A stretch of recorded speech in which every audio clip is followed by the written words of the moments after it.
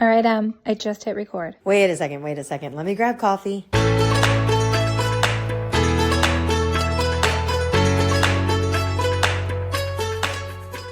I am Hey, Jenna. How you doing? good. Although we're covering I don't know if it's my favorite or least favorite topic today. Least favorite, just because the summer goes so fast. But yes, back to school, which is Yes. highly relevant. Yes, we're chatting about back to school today. And it's funny because your kids go back to school, what, the 18th? Is it? 19th, The little short 19th. week. And mine don't go back until I think it's the 1st of September. Which Wow. is even early for us, honestly. Yeah, because you're usually after Labor Day. Yeah. But it dawned on me this weekend that we have a week and a half at home and then we go on our big summer trip. I planned it late in the summer this year. And I don't know if I'm regretting that or not. Well, it remains to be seen. Test But it out. You might like it. I used to do it that way. It's like an end of this summer thing. Yeah. But what I did realize was there's zero time to do any back to school shopping when we get home. Yes. So You need to jump right in. I frantically panic ordered their backpacks this weekend, and have started looking at back to school shoes for them. But then I was like, oh God, I have to figure all this out. Yeah. But today we're going to talk about the shopping habits of people. They've changed and shifted. Yeah. They have. I remember when I was a child, every summer, toward the end of summer, I would go with my mom and we would do a shopping day and we would do a big haul. And at the time, I want to say maybe she ended up spending $500, which felt massive to me. Massive. Huge to me. Was then. Yeah. Yeah. And we would do a big, huge haul. And then she would get me little things here and there throughout the year. But that was the big haul. Yeah. And I think that has changed so much. It is so different now. What did you do when you were a kid? We did it similar as well. And we went to a school that didn't have a dress code. So that makes it just inherently very different than what my kids get in terms of prep, because there's a really succinct list. There's stuff you can reuse every year for supplies. And our school gives a lot of supplies, as I'm sure yours does too. And we just don't need the clothing. We just need to make sure certain pieces are in the right size. Wait, do your kids have a uniform? Correct. Yeah. I forgot about that. Yep. Okay. Yeah. Yeah. I forgot about that. It makes it really different. And, the uniform adjustments are always everyone always has opinion on those. Sam will have to wear a belt this year, which she's never had to do. But before COVID, it's something that the boys had to do. So I got one of those from Target. I hate wearing it, but that's not too bad. So that is interesting because I do think back to school shopping is probably quite different for the households that have uniforms versus those that do not. My kids do not have a uniform. But before we get into the trends, what I will say about our back to school shopping, I've learned my lesson in the last 2 years because I had tried to do something similar to what my parents used to do and do a big haul. And what I realized is it's still really hot for the first 2 months of school. And so my kids didn't really need all the fall clothes I was buying. And by the time they got to be wearing the fall clothes, I had bought the wrong size. They had already grown so much. Yeah. Yeah. No, that's a really good call. And then it was past the return window and I just wasted a lot of money. So Right. So I now have you're learned my learning. lesson. We tend to do new pair of shoes, 3 new outfits, maybe, a first day of school outfit and then 2 or 3 other ones. And then I kind of wait until the season changes to reassess the closet and see what we need new with the colder weather stuff, because otherwise I just waste a lot of money. That actually sounds fun though. I imagine, well, at least Isla, if I'm profiling a little bit, probably really likes it. Rosie has asked me about going on a back to school shop. It's really for locker supplies, which we haven't done yet. But as you know, I front loaded my travel this summer, so I'm all right. So if you need me to do any for you, just let me know. I might call you. And we did get, I will also say the difference. So when I was growing up, I think I got a new backpack every year. Um, and I quickly realized with my kids that that was so unnecessary. Totally. Oh my gosh, So yes. Isla has had her backpack for like 4 years now, and it's seen its day. I mean, Yeah. it's so I Leslie, you did, yeah. And right. Will's backpack that he had last year, he didn't get a new one going into kindergarten because he already had one, but it was kind of small. And their stuff, like the folders and the binders and the stuff, just gets bigger as they get Yeah. bigger. Yeah, that's true. Um, so they both got new backpacks this year, but they should last for a few years because that's like an Yes. investment piece. I feel like you don't need to get that Oh, I heavy. agree. I've had arguments about backpacks. If I'm like, you just don't need that many. But we did get a new one for Rosie, and I'm hoping it'll be through senior year, to be honest. Yeah. So Yeah. we'll see. So speaking of spending and like what makes us pull our hair out, we were doing some research into this, and the NRF, National Retail Federation, Hmm. um, they put out some projections every year. They do a bunch of studies on like what people are buying, how much they're spending, all of that. So spending is going up this year according to their projections, and I think the average they said families with elementary school kids spend per student is 850-ish, 860-ish dollars. And this is kindergarten through 12th grade data. Well, and I think it was Deloitte had a lower projected spend, closer to like 550 or so per student. And electronics being a big piece is kind of a key differentiator too, because I doubt you were buying that, Mm. right? We don't buy any electronics for our kids for school. Nor do we. Yeah, we don't either, but NRF's data says about 200 to 300 is electronics, which I suppose would be tablets and calculators potentially. So that's the discrepancy between NRF and Deloitte as well. The thing that I found interesting from the Deloitte data was that if you adjust for inflation, they're actually saying that families are spending slightly less this coming year. And I forget the source, but I saw something else about it where it was basically saying people are spending more, but on the same volume of stuff. And the difference is just the cost has gone up, which we all Completely. know Yeah. right And that's now. frustrating, really frustrating, just because of inflation and recognizing that, yeah, your spend could be a third more, but your haul is exactly the same or maybe less in some cases. Yeah. Yeah. I mean, I feel like it's definitely a challenge for parents right now, especially when you have multiple kids. Like the more kids, the more spending, all that. Yeah. It is definitely something that I think families are feeling, and it makes it interesting, right? Because you are trying to still provide the same experience for your kids, but costs are up, and so families are going to take a hit if they want to give that same experience. Yeah. And I think it segues into kind of the next piece of it because kids are influenced either by friends or people they're seeing online or any outside exposure because they do have that lens into the world way more than we did growing up. So they have thoughts on what they want to add into that digital or physical cart, don't they? Crazy. I mean, I'm curious. My kids tend to be decently lax about the clothes, and they tend to let me choose them, even Isla.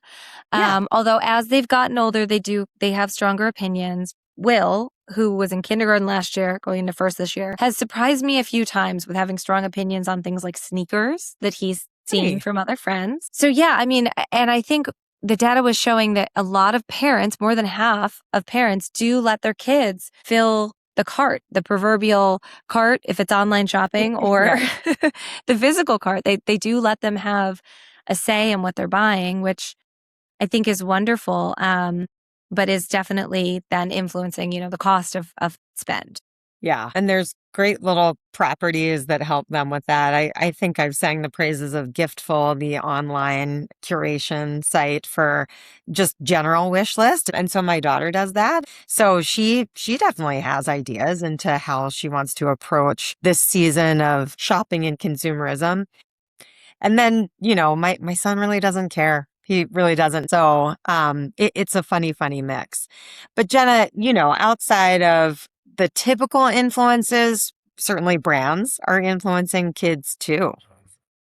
Yeah, brands are selling back to school in a way that speaks to identity. So they're approaching kids in middle school, high school, and older elementary, really trying to help them form their identity through clothing and shoes and the backpacks they're carrying and all of that. And so you see a lot of brand campaigns. American Eagle's one that's kind of pushed hard for back to school with different types of denim. They had a campaign around low-rise denim. And it's obviously it's something No, kids will weird. see in ads, and then also through, if they are on social media, they'll see it there too. Yeah. But it's just interesting because this is how kids are forming their opinion. It's through their friends and peers, and it's also through these ad campaigns and these creator campaigns these days. Yeah. Yeah. That's such a big way for them to find it. And the ones in the mix are definitely the one that I would say the tween teen set is purchasing between American Eagle and Tilly's, for example. But it's really smart to have that campaign live on properties like TikTok. It's amazing how many younger people I am seeing on this now that I am starting to enter that social ether. And I sort of always hoped that it was an older bracket, but older teens are on there. I'm sure tweens. And it's a little nerve-wracking, to be honest. We are still not allowing ownership of it, but you can't step away from it when friends get phones and have that access. Well, and I think that the brands that will win you're going to have outliers, right? Like you're going to have the families that say, go buy whatever you want based on what you're influenced by. Great. I think a lot of times the brands that are going to win are the brands that can take into consideration cost, right? So they have the right deals or they are just at the right price point and those trends that the kids are looking for. This is not a brand that's popped up in our searching, so I'm not going to speak to any stats or facts or figures, but I do feel like Target and Old Navy do a really great job with back to school and have both really expanded their offerings to appeal more to the younger generations. My daughter was in there with me recently. We were visiting family, so we weren't in our Target. We were in another state. And I don't go into Target often. I do a lot of online shopping, but she was in there with me and she was picking out things left, right, like everywhere. Yeah. And I was like, oh, She loved okay. it. So Yeah. yeah. So I think that some of the brands that will win are the brands that parents can swallow the price and kids feel like they're being seen and heard from the trends that they want, the identity they're forming. Well, and it's easy too. I mean, it takes effort to get to a Tilly's for us, but Target anyone can access. And you also know that you can rely on it year after year. I mean, quite literally, I bought Sam's back to school pants. They're like golf pants from Target. They're so great. They're really, a good cost. And I happened to, buy them in the same size he had last year, which was obviously duplicative. So easily exchange them. They just make the whole journey so simple anyway. And just being able to rely on that's all I need. And then you're like, check, I'm done on one and moving on. Well, and some of the stats that we were seeing popping up were parents talking about rewards, right? Rewards programs, which I know Old Navy. I buy a ton of my kids' clothes at Old Navy because they're typically in style, but also you can get them for really, really cheap. So for example, and same thing with Target, I can get a pair of leggings for my daughter for, call it $10. Yes. If she rips that in gym class, I don't care. It's not going to be a huge deal. I'm just going to buy her another pair versus something like, I've purchased her J. Crew leggings several times, and those are more like $40 for a pair of leggings. Right. If she rips that in gym class, I'm a little bit pumped. Yeah, of course. And rightly so. So, yeah. So I do think those, the stores that A, are great on cost, but B, have the rewards programs and loyalty programs where you can save some money, especially if you're doing a big bulk shop, are really making a difference for families this year. So we also see data on what families are making room for in light of, increased spending in other places. And I think, interestingly enough, they are still protecting their sports budgets. and instead just cutting elsewhere to pay for these things. So this is citing data from KPMG. 7 in 10 families plan to pay for youth sports this upcoming school year in 26-27. That's a lot, 70%. Yeah. Jenna, I know that that's something you guys pursue. Rosie's just trying out for a couple volleyball club teams. This would be a first for us as well. That's outside of the house leagues and the school leagues and whatnot. So I don't know if I could become one of the 70%, but that's a high figure. Well, and I'm guessing the 70% also includes, like, for example, my son doesn't play on a club team. He plays, the town that we live in has like rec teams, but you League, still have to yeah. pay for them. Park leagues, So, sure. right. So I'm sure that this includes all of that because you are paying for it. It's just obviously a much more reasonable cost. Absolutely. But yeah, I mean, I will say we see a lot of families that do sacrifice things like vacations and trips and other things that are just more in the luxury category so that their child can play on these club teams. So it's definitely something we're seeing firsthand too. Yeah, and that's exactly what's being cut, right? Entertainment, travel, dining out. I say this all the time, Jenna, but I do look at late August, early September as more of a renewal time for me personally, but I think for a lot of people, even more so than Jan 1, 2027. You're in this unstructured, lack of routine summer, and school forces you to get back into things that feel good and healthy and more like routine, not just getting up in the morning, but cooking 3 to 5 meals a week or whatever. That's a lofty goal for yours truly. But, um, Yeah. you know, dining out, that makes a lot of sense that kind of expense would come down. And I think it's the world making, or at least America, making decisions between what's truly essential in terms of an income spend and redefining discretionary. Yeah. I think the last thing, and it dovetails nicely on what you just said, is the idea of the brick and mortar store. Because we saw some of the information saying that, yes, online is still huge. A lot of Mhm. families are shopping online, myself included. But specifically around the back to school timeframe, you do see a lot more families going into a physical store because sometimes that's where the best deals can be found is in the store. It's almost like Black Friday, but um, you see a lot of great deals in store. It's also weirdly enough, in the way that you just said, kind of, getting your life back on track and starting to cook again, starting to do those things again, dragging your kids to a store like that is kind of one of the first steps of like, okay, let's Yeah, do this and make this feel like a real thing. Like you have to right. get in this car and go with me and go And shop. it's also an activity when your camp schedule might be concluded. Yeah, that's Yes. that's right. What was it? ISCS said 91% of back to school shoppers expect to spend at least some time in a physical store. That's a Yeah. huge percentage.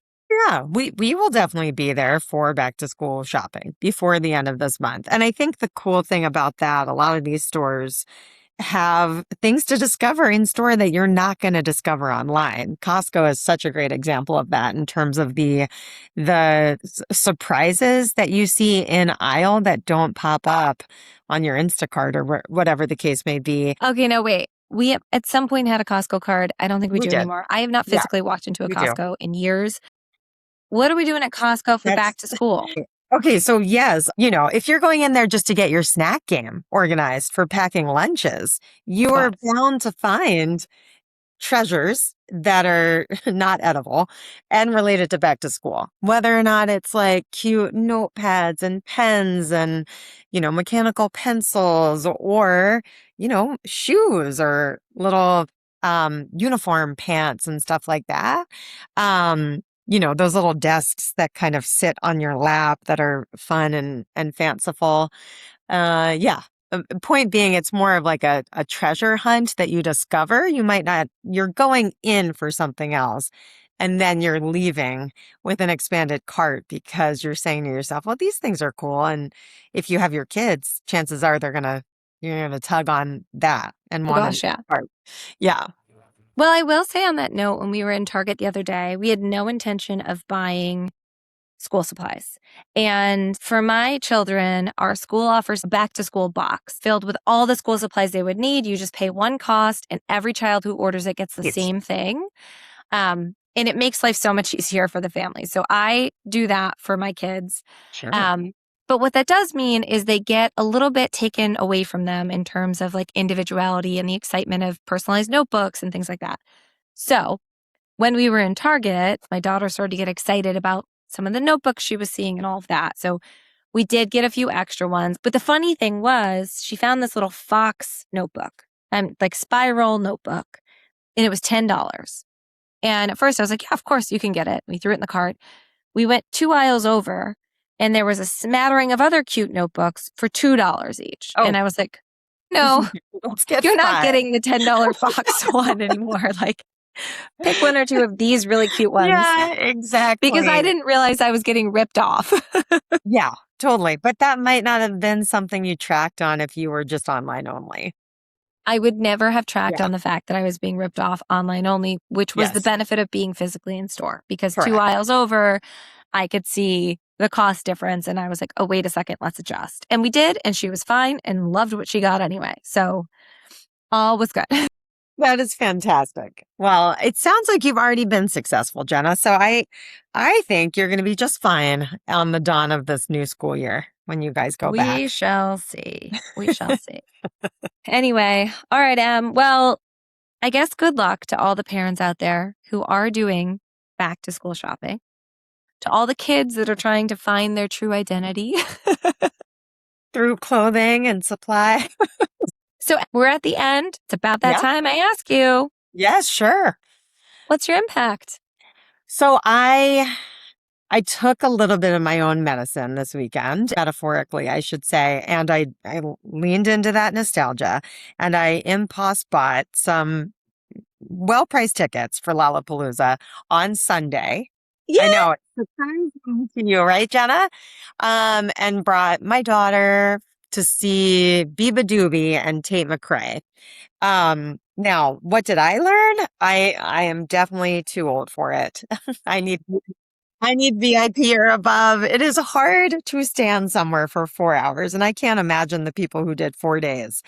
But they do an amazing job, the festival organizers, Chicago in general. It is something to be so proud of. The weather ended up being fine. It was really muddy because it had rained quite a bit prior. So there's viral video about these mud wrestling, activities in the mud you've probably seen, which is hilarious.